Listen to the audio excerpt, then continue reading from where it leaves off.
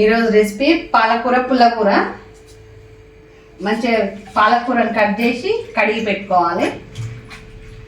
పాలకూర పుల్లకూర ఎట్లా ఉండాలంటే ఇంకో మంచిగా కడిగి పాలకూర వేసుకోవాలి.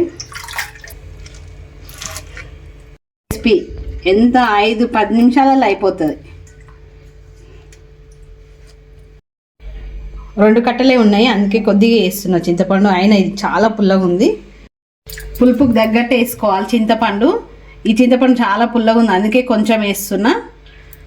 ఇందులోనే కారం, కొన్ని ఉల్లిపాయలు, సరిపడేంత కారం,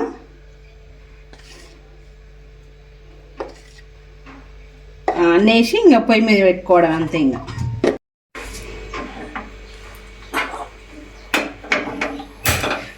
వాటర్ నేను పోయాల్సిన అవసరం లేదు. పాలకూరలో వాటర్ ఉంటాయి కదా, అదే వచ్చేస్తుంది కూరలకి. అన్నీ వేసి మూత పెట్టి ఉడికించుకోవాలి. దీన్ని 5 నిమిషాలు అయింది. పొయ్యి మీద పెట్టి ఉడికిందో లేదో చూద్దాం.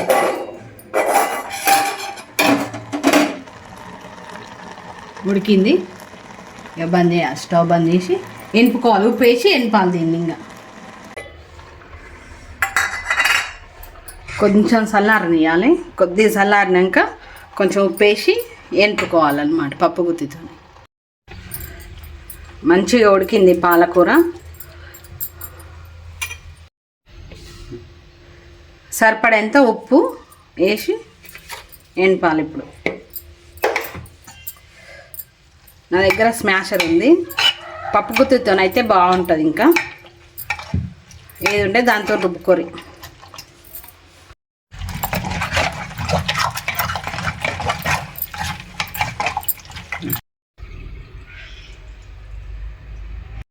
ఇందులో ఒక్క చుక్క నీళ్ళు పోయకుండా కానీ కూర ఎంత మంచిగా ఉడికింది చూడండి. ఇప్పుడు దీంట్లో పోపు పెట్టుకోవాలి. కొంచెం ఆయిల్ వేసుకొని, వేడెక్కింది ఆయిల్ కూడా.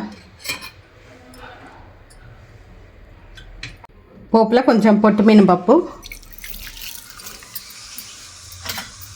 కొంచెం జీలకర్ర,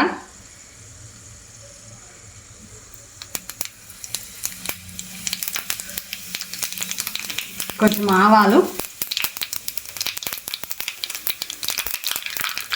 ఎండుమిరపకాయలు,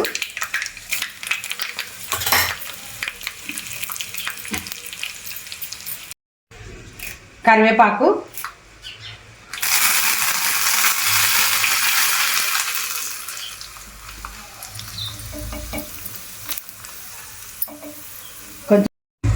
కొంచెం పసుపు వేస్తున్నా.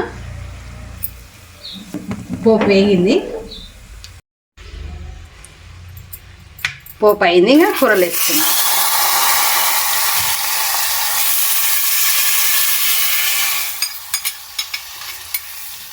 పుల్లగా బాగుంటుంది ఈ పాలకూర పుల్లకూర.